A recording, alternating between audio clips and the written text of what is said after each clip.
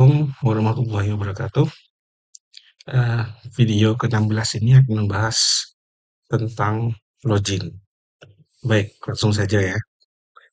Di sini sudah saya jalankan eh, aplikasi kita yang sebelumnya dan tetap saya tegaskan lagi, pastikan kalian menggunakan INV atau virtual environment-nya sudah aktif ya. Pertemuan sebelumnya hasilnya seperti ini. Nah, kemudian ini juga sudah ada administratornya lengkap ya, sudah ada kategori dan berita, CRUD-nya sudah lengkap ini. Baik, kali ini kita akan membahas tentang login. Ini sudah saya siapkan modulnya. Modulnya mungkin nanti saya akan upload di e-learning pertemuan ke-15.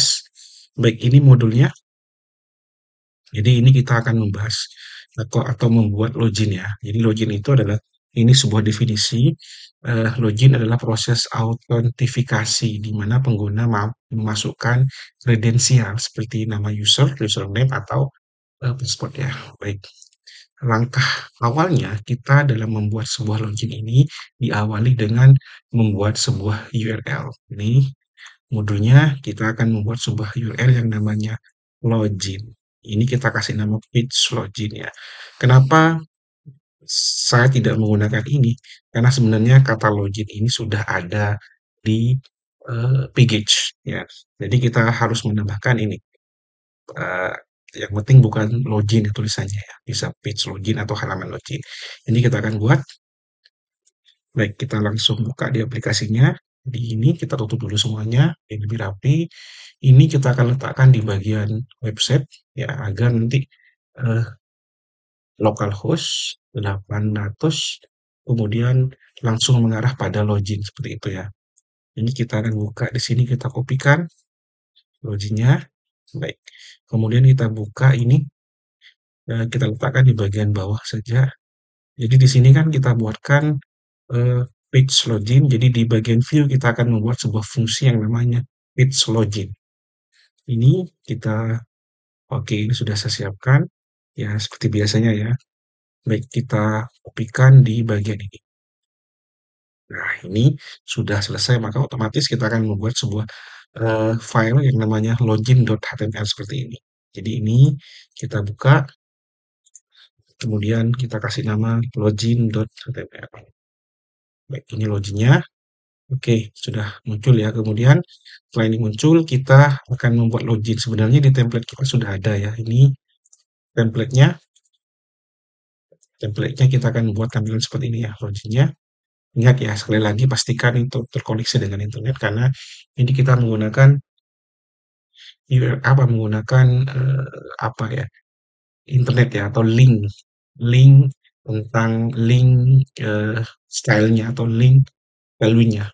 Baik, langsung saja ya. Ini kita akan buatkan login tampilan seperti ini. Bagaimana caranya? Jadi kita tutup dulu. Kita tutup semuanya dulu ini ya. Baik, langsung saja ini kita tarik dulu. Kita masukkan di bagian ini. Ini kita cek dulu bagian yang akan kita ambil. Ini, baik ini kita ambil ya. Kita ambil di sini. Kemudian kita pastekan. Ya, tapi sebelumnya jangan lupa kita juga memasukkan base URL-nya. Jadi di sini kita buatkan base URL seperti yang sebelumnya di bagian atas. Kemudian di bagian bawah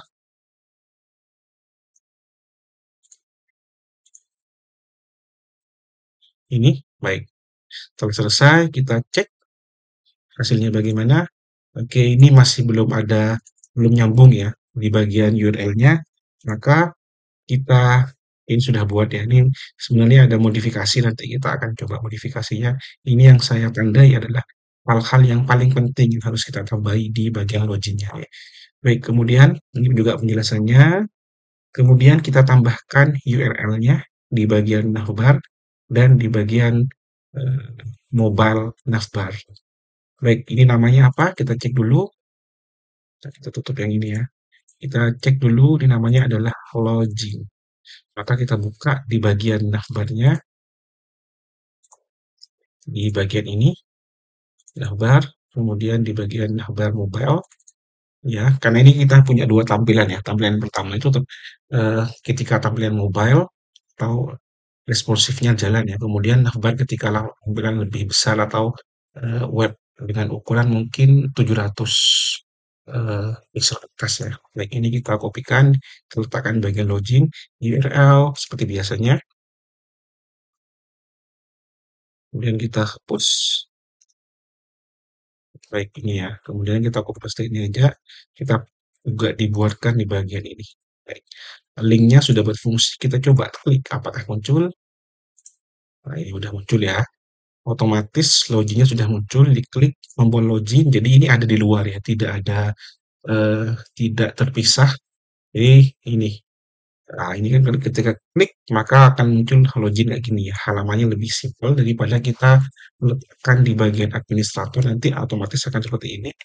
Administrator ini agak panjang ya. Kayak gini biasanya. Administrator ini agak panjang, jadi alangkah baiknya daripada panjang seperti ini, baik kita letakkan di bagian web atau apps app web ya. Baik, sudah selesai. Kemudian kita melakukan sedikit modifikasi di bagian formnya. Pertama formnya itu sini ya. Ini kita hapus prosesnya, kemudian kita tambahkan ini CRF-nya, ya. Kemudian sudah ada name-nya, ini name-nya dipastikan ya, sudah kayak ini tulisannya name, password ya. Jadi desainnya bebas, terserah kalian, tapi ini saya memberikan desain template yang sudah saya berikan di grup masing-masing kelas, di masing-masing ya masing-masing kelas. Kemudian ini kita juga tambahkan terkait dengan message-nya. Jadi akan muncul pesan ketika dia gagal atau berhasil ya. Message-nya ini modulnya kita sudah aja di bagian ini, di bagian message-nya atau pesannya, kayak ini ya message-nya. Jadi kita letakkan di bagian bawahnya button. Oke, bagian div, jangan lupa div-nya. Kemudian kita letakkan di bawahnya button di dalam ini ya. Oke, ini sebelum di copy, kita kopikan, cluster.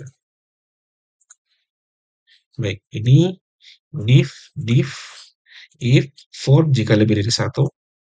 Ya, ini adalah untuk memanggil message-nya, otomatis kita akan panggil juga import message juga di bagian views-nya. Oke, kita sambil jalan ya. Ini pesan, jadi if pesan ketika dia pesannya itu ada terjadi gagal atau berhasil atau tidak sesuai password, maka ini akan muncul sesuai dengan apa yang akan kita masukkan di bagian views-nya. Baik, kita lanjut dulu. Ini sudah, ini penjelasannya ya. Seperti biasa token sangat penting, kemudian name-nya juga sangat penting. Nanti name-nya itu name username-nya dan password-nya akan dipanggil di bagian views-nya. Baik. Nah ini terkait dengan fungsi if-nya, silakan dibaca. Baik, ini sudah juga ya tentang link-nya. Kemudian kita akan membuat sebuah coding login-nya. Baik, login-nya ini if if request method post, jika postnya ditekan maka dia akan memunculkan. Oke, kita copy aja dulu ini ya di bagian ini. Kemudian kita letakkan di views-nya. Views-nya, oke. Views-nya di bagian atas, page-nya. Oke, ini kayaknya indentasinya ya. Kita pakai manual aja dah. Oke, penting lurus ya. Baik, ini pasti banyak yang error ya, karena ini kita belum panggil import ini, autentifikasi dan import username name-nya, kemudian ada login juga ini. Nah, yang saya maksud tadi itu adalah kenapa saya namanya yang ada di sini tidak saya berikan nama login.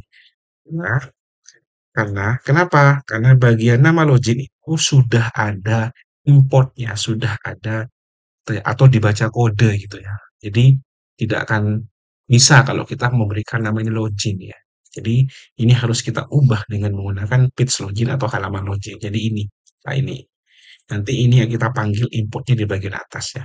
Baik, sedikit saya jelaskan ya. Jadi if post jika postnya berfungsi atau menekan tombol submit, Maka kita cek dulu ininya, username-nya, apakah pertama cek username-nya sudah ada, kalau ada, maka dia akan ngecek yang kedua, maka juga ada juga, ketika ada, maka dia akan masuk ke dalam beranda admin, namanya beranda admin ya. Kemudian jika dia gagal, dia akan masuk ke login, name-nya login. Oke, kita cek name-nya login. Kemudian beranda admin itu sudah ada di bagian administrator ini ya. Ini beranda admin ya. Baik. Kemudian ketika dia berhasil, maka dia akan langsung menuju pada beranda admin ketika cocok ya. If is none, maka paspor salah. Jika tidak cocok, maka paspor salah. Ketika dia cocok, is not not, ada, maka dia akan langsung diarahkan ke halaman beranda admin di bagian administrator seperti itu ya. Ini ada beberapa bagian yang perlu kita sematkan di bagian atas ini. Oke, yang pertama, redirectnya ya, redirect. Oke, redirectnya. Kemudian yang kedua ini banyak sudah saya berikan di bagian modulnya. Jadi ada auto ticket, kemudian login, logout nanti kita juga akan buat logout ya. Sekarang kita import, kemudian message juga ada. Ini kita letakkan di bagian atas importnya. Otomatis sudah tidak error karena sudah ketemu bagian yang kayak message sudah ada, kemudian bagian auto ticket ini sudah ada, kemudian login sudah ada. Ini sudah ada semuanya. Yang belum kita gunakan adalah logout. Baik, ini sebenarnya sudah berhasil ya kita jalankan ya. Cek, oh, oke, gak ada error. Cek dulu apakah error ini. Oke, gak ada error, aman ya. Baik, kita, ini penjelasannya ya, kita akan coba dulu mempraktekannya. Baik, kita coba dulu ya. Oke, coba dulu. Kita salahkan dulu. Oke, user sudah ketemukan kalau kita betulkan ini, kemudian kita salahkan passwordnya, maka akan terjadi password salah. Jika kita betulkan semuanya, kemudian 1, 2, 3, 4, 5, maka kita masuk, maka langsung akan diarahkan, oh masih salah ya, sorry, ini passwordnya 1, 2, 3, 4, 5, 6 kalau kayaknya. 1, 2, 3, 4, 5, 6, ketika cocok, maka dia akan langsung dimasukkan di bagian ini, di bagian beranda. Oke. Tapi sayangnya ini masih belum maksimal. Oke, kita cek kenapa. Kita sambil lalu ya. Ini kita disuruh membuat logout dulu sambil jalan ya. Logoutnya jadi mudah sekali logout ya. Ini kita letakkan di bagian URL-nya, di bagian apps website ya. Ini website lah di bagian ini. Nah, kemudian kita buatkan juga di bagian ininya, di bagian bawah views-nya. Nah, di sini, nah ini ya, kita buatkan bagian views-nya. Ini. Kemudian di bagian apa namanya? Di bagian navbar, tetapi navbarnya khusus untuk menu ya. Menu dulu ya di bagian miliknya. Oke, tunggu sih. Ah, menu navbar dan navbar admin di bagian ininya. Ini masih belum ada kodenya ya. Masih belum ada kodenya. Kita coba atau kita berikan link.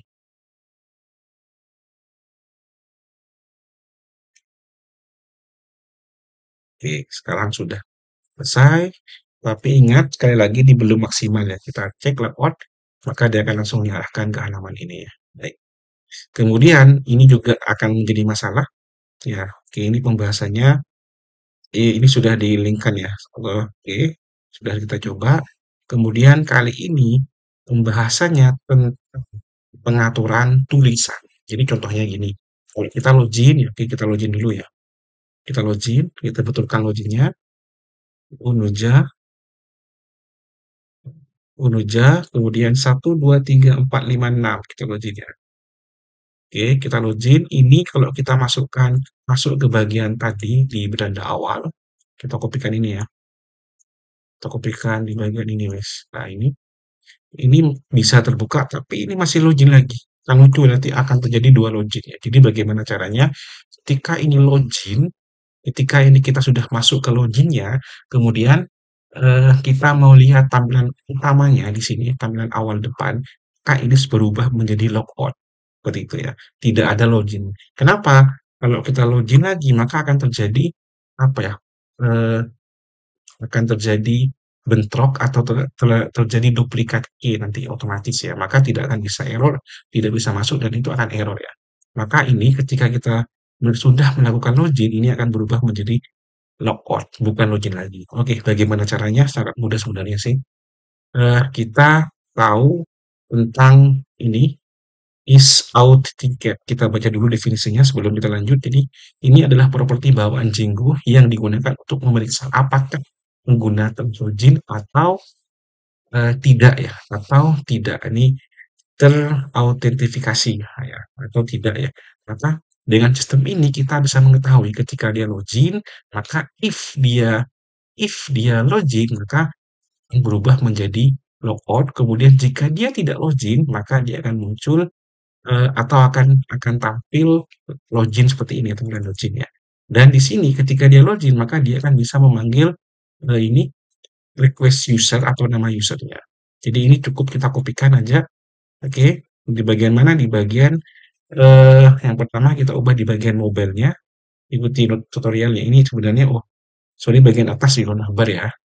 Kita ubah ini di bagian navbarnya. Kita copy paste yang diubah ini ya loginnya. Kemudian kita ke bagian navbar, kita cari login yang di bawah ini. Oke, kita hapus ini, kita ubah di bagian ini. Oke, ini ya. Jadi ketika dia sudah login, maka dia akan menampilkan logout ya. Dan menampilkan siapa user yang login. Ketika dia tidak login, maka dia akan tampil eh, login ya. Jadi ketika dia login, dia tampil logout. Ketika dia tidak login, dia akan tampil login. Oke, seperti ini penjelasannya mungkin ya. Ketika dia login, tampil logout. Ketika dia tidak login, maka tampil login. Ya, seperti itu ya. Kemudian, jangan lupa di bagian mobile-nya juga kita ubah, karena kita punya dua tampilan. Tapi kalau seandainya kalian tampilan cuma satu, maka yang digunakan hanya perubahan satu ya. Oke, ini kayaknya videonya akan sedikit panjang ya. Baik, ini di bagian ini, kita copy juga paste. Ini kita kemudian kita ubah di bagian ini. Oke, ini ya, sama ya. Oke, baik, ini kan masih login, kita refresh. Maka otomatis dia akan berubah tulisan logout. Kemudian, hai Unuja, karena kita loginnya sebagai user Unuja ya, gitu ya. Oke, perhatikan logoutnya sudah kita kasih kode logout ya. Maka ketika kita logout, maka akan diarahkan ke sini lagi, tapi login akan berubah ya. Ini, oke, ya, seperti itu ya. Kemudian, jadi kita tegaskan lagi ketika kita login, Unuja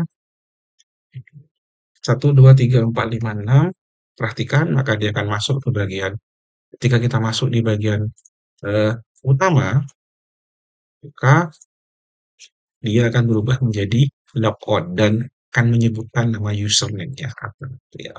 Baik, sudah berhasil jadi seperti ini ya, agar tidak terjadi double login. Kemudian selanjutnya kita akan apa ya istilahnya ya, mencegah data. Oke, gini contohnya ya. Oke, contohnya gini ya. Ini sudah login ya, ini sudah masuk ya. Baik, saya kopikan ini.